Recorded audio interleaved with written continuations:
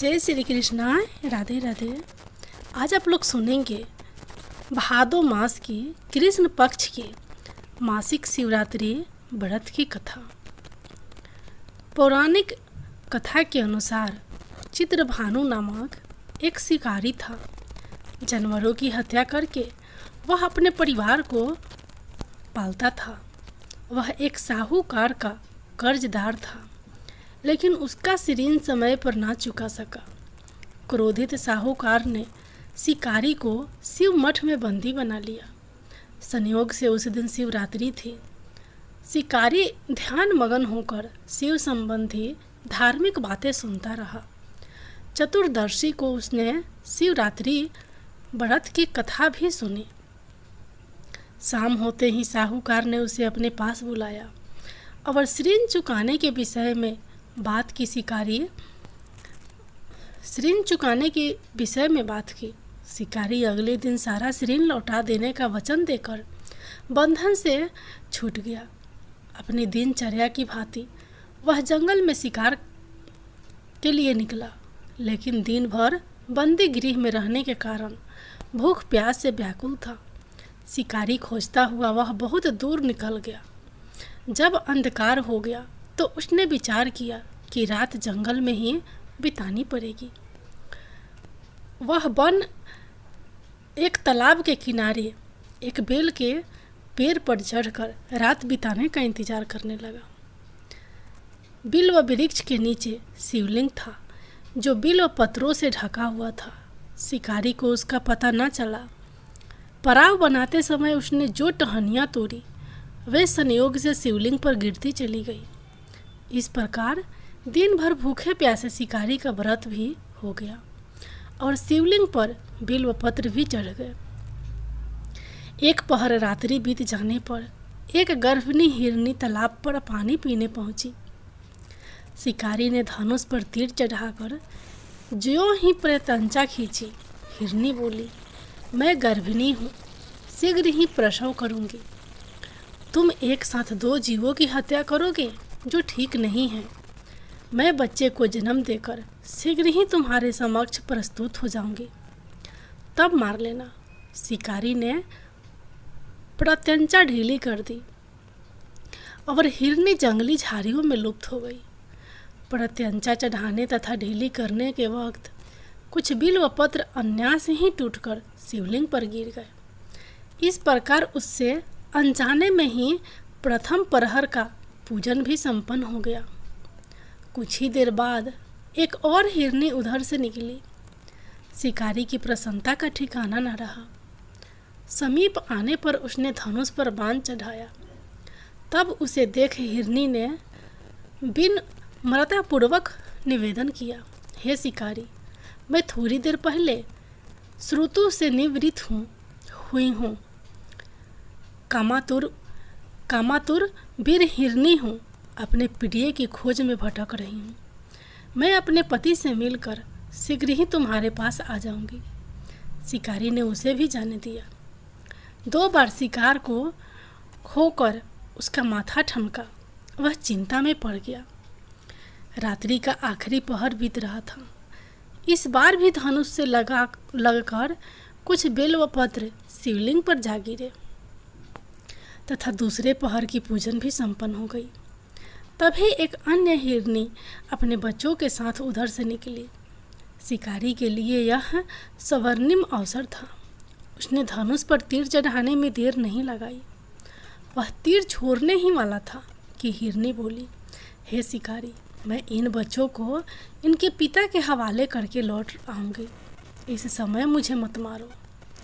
शिकारी हंसा और बोला, सामने आए शिकार को छोड़ दो। मैं ऐसा मूर्ख नहीं। इससे पहले मैं 2 बार अपना शिकार खो चुका हूँ। मेरे बच्चे भूख प्यास से व्यग्र हो रहे होंगे।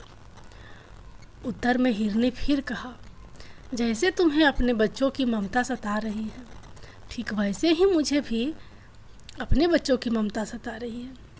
तो हे शिकारी, मेरा विश्वास करो, मैं इन्हें इनके पिता के पास छोड़कर तुम्हें तुरंत लौटने की प्रतिज्ञा करती हूँ। हिरनी का दुख भरा स्वर सुनकर शिकारी को उस पर दया आ गई। उसने उस मृग को भी जाने दिया। शिकार के अभाव में तथा भूख प्यास से व्याकुल शिकारी अनजाने में ही बेल वृक्ष पर बैठा बेल पत्र तोड़ तोड़ कर नीचे फेंकता जा रहा था। पौह फटने को हुई तो एक हष्ट पुष्ट मृग उसी रास्ते पर आया। शिकारी ने सोच लिया कि इसका शिकार वह अवश्य करेगा।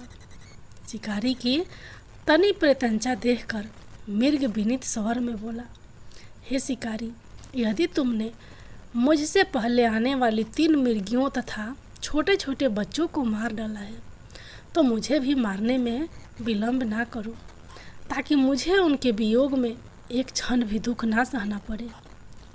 मैं उन हिरनियों का पति हूँ। यदि तुमने उन्हें जीवन दान दिया है तो मुझे भी कुछ क्षण का जीवन देने की कृपा करो। मैं उनसे मिलकर तुम्हारे समक्ष उपस्थित हो जाऊंगा। मृग की बात सुनते ही शिकारी के सामने पूरी रात का घटना चक्र घूम गया। उसने सारी कथा मृग को सुना दी। तब मृग ने कहा, मेरी तीनों पत्नियां जिस प्रकार प्रतिज्ञाबद्ध होकर गई है, मेरी मृत्यु से अपने धर्म का पालन नहीं कर पाएगी।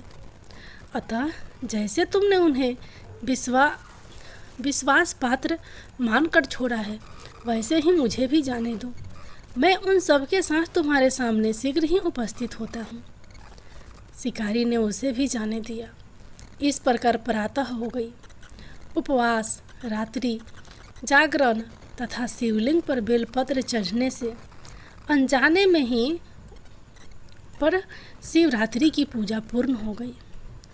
पर अनजाने में ही की हुई पूजन का परिणाम उसे तत्काल मिला। शिकारी का हिंसक हृदय निर्मल हो गया। उसमें भगवद शक्ति का वास हो गया। थोड़ी ही देर के बाद वह मृग सह परिवार शिकारी के समक्ष उपस्थित हो गया ताकि वह उनका शिकार कर सके। किंतु जंगली पशुओं की ऐसी सत्यता, सात्विकता एवं सामूहिक प्रेम भावना देखकर शिकारी को बड़ी गालनी हुई। उसने मृग परिवार को जीवन दान दे दिया। अनजाने में शिवरात्रि के व्रत का पालन करने पर शिकारी को मोक्ष और शिवलोक की प्राप्ति हुई। जय भोलेनाथ, जय माता पार्वती। अब आप लोग सुनिए भगवान शिव की दूसरी कथा। माता पार्वती ने 108 जन्मों की घोर तपस्या के बाद भगवान शिव को पति के रूप में पाया था। माँ पार्वती का भगवान शिव के प्रति अगाध प्रेम था। एक आदर्श पत्नी की तरह माँ पार्वती भगवान शिव की सभी बातों का पालन करती थी और जब भगवान शिव कुछ बोला करते थे तो उसको पूरे ध्यान से सुनती थी। एक बार भगवान शिव माँ पार्वती को ब्रह्मा ज्ञान देने के लिए सृष्टि की कथा सुना रहे थे।